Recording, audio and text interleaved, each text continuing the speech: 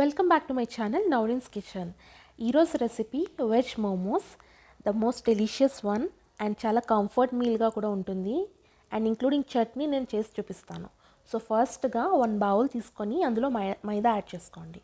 So ఈ మైదాలో salt కానీ soda కానీ ఏం యాడ్ చేయకుండా ప్లెయిన్ వాటర్తో నార్మల్గా మనం చపాతీ పిండిని ఎలా కలుపుకుంటామో అలా కలిపి ఒక 20 మినిట్స్ రెస్ట్ ఇవ్వాలి. తర్వాత వెజ్జీస్ తీసుకోండి. సో నేను హాఫ్ క్యాబేజ్ తీసుకున్నాను. హాఫ్ క్యాబేజ్ తీసుకొని మీడియం సైజ్ది బాగా చాప్ చేసుకోవాలి. ఫైన్ చాప్ చేసుకుంటేనే మనకి స్టఫింగ్ బాగా వస్తుంది. So carrot, beans and other veggies కన్నా క్యాబేజ్దే మనకి క్వాంటిటీ ఎక్కువ ఉండాలి. So that is the main ingredient for momos అనమాట.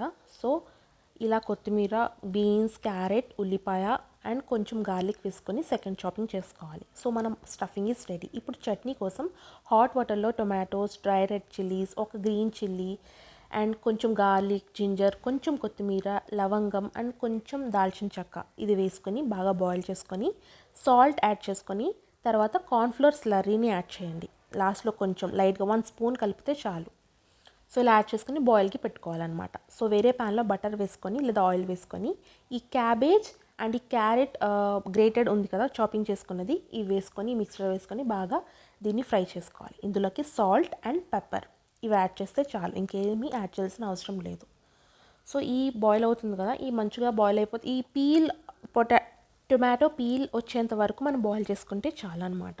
సో ఇది సైడ్ ప్లేట్లో తీసుకొని చల్లారి పెట్టుకోవాలి. సో గ్రైండ్ చేసే ముందు మనకి ఈ బిర్యానీ లీఫ్ని తీసేసి అప్పుడు మనం గ్రైండ్ చేసుకోవాలి. సో ఇలా చేసుకుంటే మళ్ళీ మనం గ్రైండ్ చేసినప్పుడు ఒక 2 to 3 ఐస్ క్యూబ్స్ కొంచెం సాల్ట్ అడ్జస్ట్ చేసుకొని గ్రైండ్ చేసుకుంటే మనకి చట్నీ అనేది చాలా టేస్టీగా ఉంటుంది. ఐస్ క్యూబ్స్ అనేది కొంచెం టేస్ట్ ఎక్కువ యాడ్ చేస్తుంది, చల్లని వాటర్ కదా, సో అది కొంచెం టేస్ట్ ఎన్హాన్స్ చేస్తుంది అనమాట.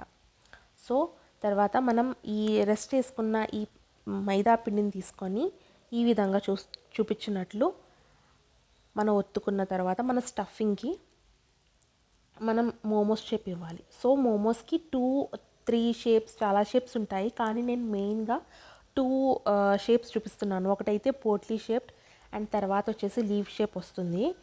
సేమ్ ఒక 2-3 చేస్తే మీకు అలవాటు అయిపోతుంది. తర్వాత దాని అంతటా అదే మంచి షేప్ వస్తుంది మోమోస్కి. ఫస్ట్ చేసినప్పుడు బాగా రాలేదు అని అనిపిస్తుంది.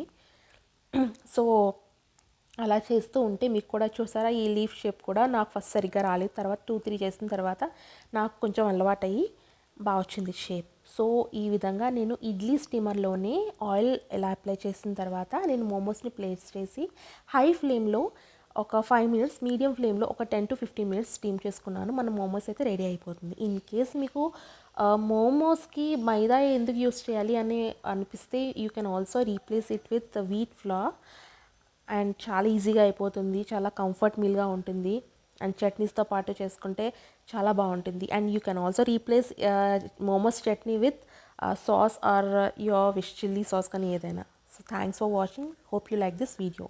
Like, share and subscribe.